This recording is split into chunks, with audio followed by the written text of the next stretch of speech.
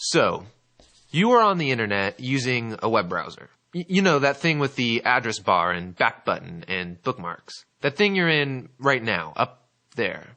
Yeah, that's your web browser. If you're like me, when you're on your computer, you spend something like, 90% of your time on the internet in a browser. There's emails, chatting, you're reading news, watching videos, playing games, you're buying things, just to name a few. Which kind of makes the web browser the most important program on your computer. And if you think about it, it hasn't always been this way. You see, web browsers were first designed a long time ago with the old internet in mind. You know, back when it was slow and mainly just words with links that just send you to more words with links. Back before all of these innovations. So some guys at Google asked, what if we redesigned the web browser from scratch with an eye towards the new web? You know, maps, video, and web apps that are a lot more dynamic. And so they created Chrome, a web browser that's crazy fast on today's internet. And it's sleek and more secure, but mostly it's really fast. I mean, my biggest question when I boot up my computer is how long till I get on the internet, right? I mean, if there isn't any internet, I might not even use my computer. Did you know that even the fastest computers will still take like 45 seconds to boot up? 45 seconds!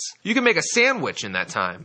So here's what's going on when your computer's booting up. There's this list of things to do, stuff I'm sure you don't care about, but it cranks through them one at a time. What you probably notice is that your programs begin loading up slowly, and if you're like me, as soon as you see your web browser icon appear, you're like double-clicking it over and over and over. Let's go, buddy, I got some emails to read. Well, all of this stuff is called your operating system. And over time, it gets rusty, and your once fresh computer gets slow. Well, Google was like, wait a second, if your operating system's a hassle and all you're really using it for is to get on your web browser, to get online, then maybe we don't need this anymore. What if when you pressed on, you were on the internet in seconds? What if your browser was your operating system? And so check this out. This means that you don't have to deal with managing programs or nagging updates or lost files or confusing settings or blue screens of doom and there's no nagging updates.